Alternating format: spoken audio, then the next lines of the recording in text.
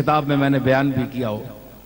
میرے دادا حضرت پیر میر علی شاہ صاحب رحمۃ اللہ علیہ پر استغراق کا عالم طاری ہوا تو استغراق کا عالم وہ ہوتا ہے جو اولیاء کاملین کا آخری زمانے میں انہماک ذات کی طرف اتنا ہو جاتا ہے کہ وہ نہ کھاتے ہیں نہ پیتے ہیں نہ بولتے ہیں اور خاموشی سے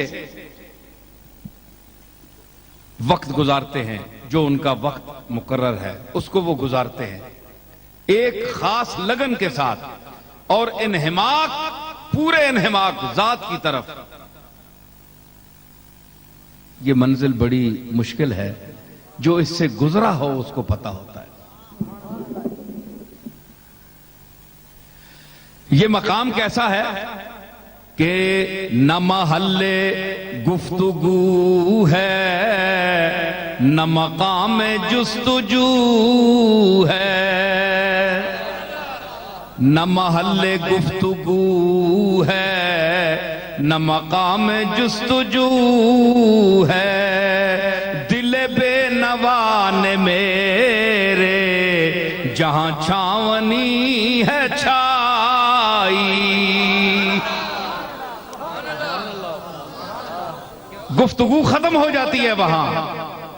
خاموشی مسلسل خاموشی. اعضاء مزمحل ہو گئے جسم جواب دے گیا. کمزور نحیف سا ایک آدمی چارپائی پر لیٹا ہوا ہے. اتنے میں آپ کو پتا ہے کہ اتنا کمزور آدمی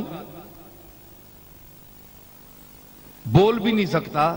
سن کیا سکے گا؟ گرانگوش ہو جاتا ہے. اونچی بات سنتا ہے. بڑھا آدمی 80-90 سال نہیں عمر رہا.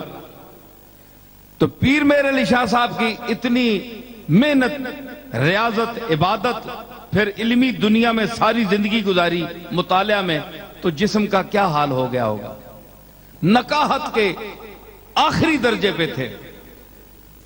تو ہمارے وہاں ایک ان کی خادمہ رہتی تھی تو وہ جو ان کی باری تھی اس کے پاس آئیں اور وہ جھانکنے لگی جس کو آپ ونڈو کہتے ہیں کھڑکی. جھانکنے لگی تو پیر صاحب نے بڑے نحیف تھے فرمایا اپنے جو خادم تھے محبوب عالم صاحب ان سے فرمانے لگے کہ محبوب ہم کمرے میں کتنے آدمی ہیں؟ انہوں نے کہا کہ آپ سمیت 4 آدمی ہیں یا 5 ہیں. تو تھوڑی دیر گزر گئی پھر یہی پوچھا سوال. انہوں نے یہی جواب دیا. تیسری مرتبہ پھر فرمایا کہ کتنے آدمی ہیں؟ انہوں نے کہا جناب 5 آدمی ہیں آپ سمیت یا 4 آدمی ہیں. فرمایا کہ تو ٹھیک کہتا ہے. یہ اب سنیے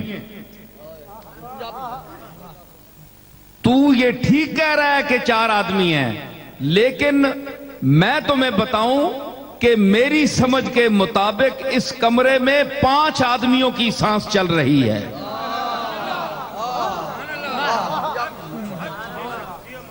پانچ آدمیاں نہ سا چلنا پیا اس کمرے انہاں آکھیا جناب اتھے بندے تا 4 ہاں تے بندہ اور کوئی نہیں 5 آدمیاں نہ سا کس طرح او بارش کھلوتی نہ مائی آکھیا ہے مینڈا پیر میں کھلوتی ہیں ایک. فرمایا چلیے تائیوں میں پہ آنا بھئی 5 آدمیاں نہ سا چلنا پیا 4 نہ کتے چلنا پیا. تو اتنا مجمع بیٹھا ہوا ہے. بڑے سے بڑے امریکہ کے فارغ ڈاکٹر کو بھی لے آئیں مشینیں لائیں یہاں رکھیں. سانس کیچ نہیں کر سکتی کوئی مشین. سمجھ آئی؟ سمجھ آئی؟ سانس کیچ نہیں کر سکتی کہ 10 آدمیوں کے سانس ہیں 5000 آدمیوں یہاں بیٹھے ہوئے ہیں. یعنی سانس گن کر آدمی گن کر تو سانس بتا سکتا ہے لیکن سانس گن کر آدمی نہیں بتا سکتا.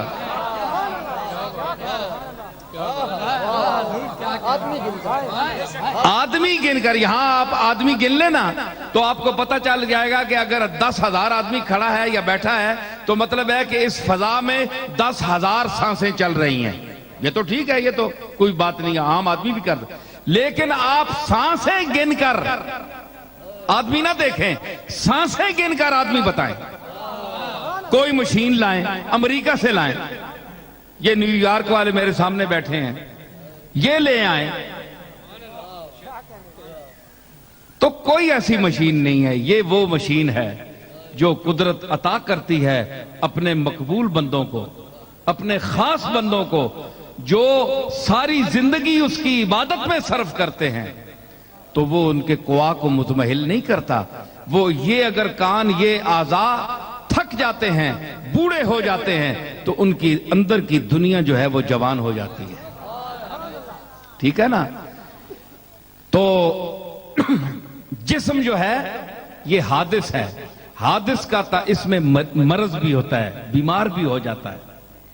تو شفا کون دیتا ہے؟ یہ اسپتال نہیں دیتے۔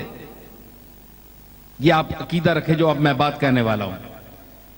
افتتاح تو ہم کر رہے ہیں خدمت خلق کے حوالے سے، جیسے کہ راجہ صاحب نے بھی کہا کہ یہ بڑی سعادت ہے کہ ایک آدمی اللہ کی مخلوق کے لیے کوئی ایسا ادارہ قائم کرے، تو اس دور میں بڑی ذرا مشکل بات ہوتی ہے۔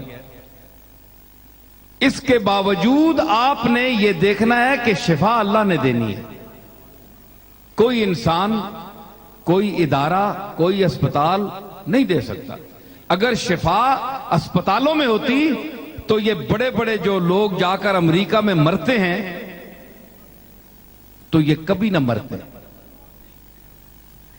یہ اگر اسپتالوں سے تقسیم ہوتی شفا تو کبھی یہ لوگ نہ مرتے بلکہ ہمیشہ زندہ رہتے۔ ایک یہ ذہن میں رکھیں کہ مرنا سب نے ہے، ایک وقت مقرر ہے۔ وَلَن يُؤَخِّرَ اللَّهُ نَفْسًا إِذَا جَاءَ أَجَلُهَا، جب کسی نفس کی موت آ جائے تو اللہ اس کو پھر آگے پیچھے نہیں کرتا، اس نے وقت پر مرنا ہے۔ تو جب تک آپ نے زندہ رہنا ہے، اور اس نے اگر آپ کی قسمت میں شفا لکھی ہوئی ہے تو آپ کو